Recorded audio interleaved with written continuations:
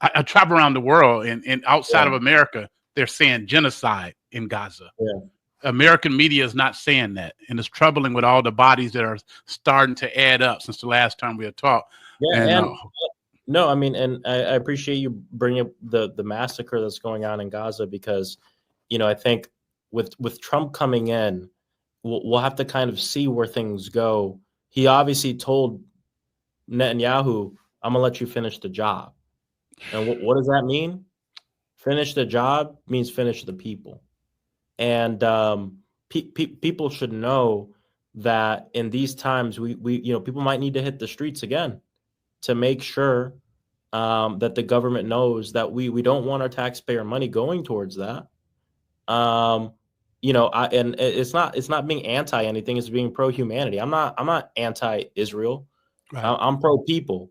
I want like I believe in a two-state solution, but the problem is you're never going to get there if there's no people at the end of this. And the problem is we're seeing a disregard for human life. I want Israelis to be safe and secure. I want Palestinians to be safe and secure. And just yesterday I was at the funeral of Jimmy Carter, President Jimmy Carter.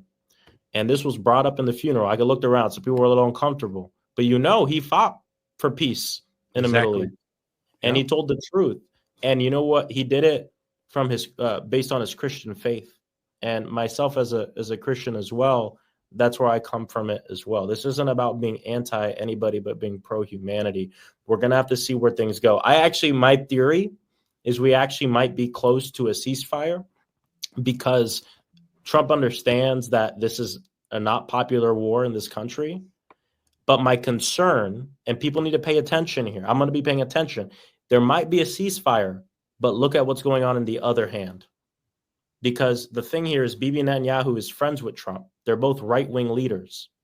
And Bibi Netanyahu could do Trump a political favor and give him a ceasefire within the first month. So Trump can go out and say, look at me. I got in, and in 1 month, I handled what Biden couldn't in a year. But pay attention, because there might be a ceasefire, but there could be worse things going on, like U.S. being okay with further annexation of the West Bank, like all these different other things going on. So we really got to pay attention. It's hard to tell what will happen, but we'll be paying attention. I'm proud that I represent such a large group of Jewish siblings, of Palestinian siblings here in Central Florida. We're a very diverse community. We got to stand against hate, anti-Semitism, bigotry, anti-Palestinian sentiment, all of that.